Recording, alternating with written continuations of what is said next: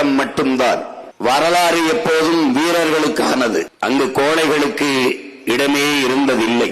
வீரத்தினால்தான் பல நாடுகள் விடுதலை பெற்று எழுந்திருக்கிறது, பாதுகாப்பாக வாழ்ந்திருக்கிறது. வீரத்தை போற்றாத நாடுகள் வீழ்ந்திருக்கிறது. வீரமற்ற மக்களை கொண்ட நாடு அடிமைப்பட்டு அழிந்திருக்கிறது. இதுதான் வரலாறு. இந்த நாட்டை ஆளுகிற ஆட்சியாளர்கள் அல்லது வெகுவான மக்கள், அவர்களின் பார்வையிலே வீரப்பன் ஒரு கொள்ளைக்காரன், ஒரு திருடன், சந்தன மரக்கட்டையை வெட்டி வித்தவன், யானைகளை கொன்று தந்தங்களை கடத்தியவன், கொலைகாரன். இதுதான் இவர்களுடைய பார்வை. அவனுடைய பிள்ளைகள் நம்மால் எழுப்பப்படுகிற கேள்விகளுக்கு இங்கே எவரிடத்திலும் பதில் இல்லை. நான் இந்த களத்திற்கு தளத்திற்கு வந்த பிறகு சந்தனக்கட்டையை வெட்டி வித்தார், யானைகளை கொண்டு தந்தங்களை கடத்தினார். வித்தவர் காட்டுக்குள் இருந்தார், வாங்கியவன் எங்கிருந்தான் என்று கேட்டேன். ஒருவரிடத்திலும் பதில் இல்லை. விற்றவரையே தேடி தேடி விரட்டி விரட்டி கொள்வதற்கு பல ஆண்டுகள் போராடினீர்களே, வாங்கியதில் ஒருவனை கூட கைது செய்யவில்லையே, ஏன்?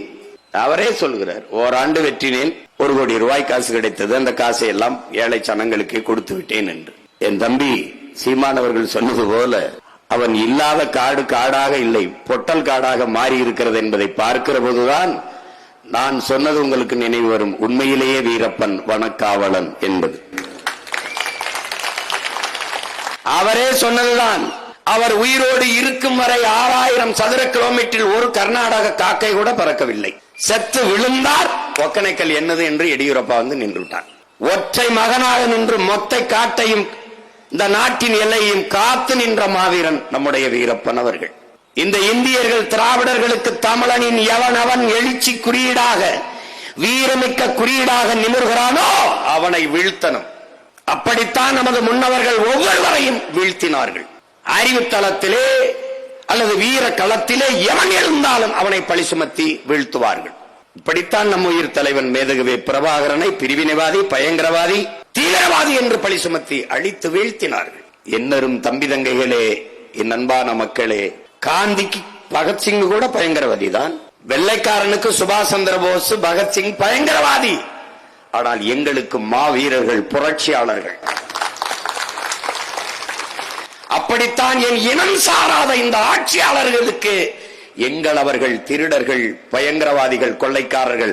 ஆனால் எங்களுக்கு அவர்கள் மாபெரும் வீரர்கள், எங்களது இனக்காவலர்கள், வனக்காவலர்கள், எங்கள் மதிப்புமிக்க முன்னவர்கள், வழிபடத்தக்க முன்னவர்கள், போற்றுதற்குரிய இறைமக்கள்.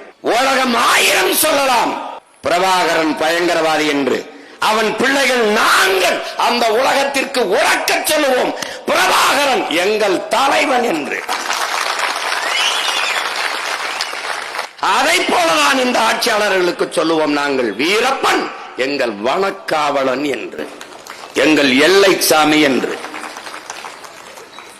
வாழும்போது அவனை புறந்தள்ளியது போல அவன் புதைத்த இடத்தையும் நீ புறந்தள்ளி போடலாம். ஆனால் அவன் பிள்ளைகள் கையில் இந்த நிலமும் அதிகாரமும் சிக்கும்.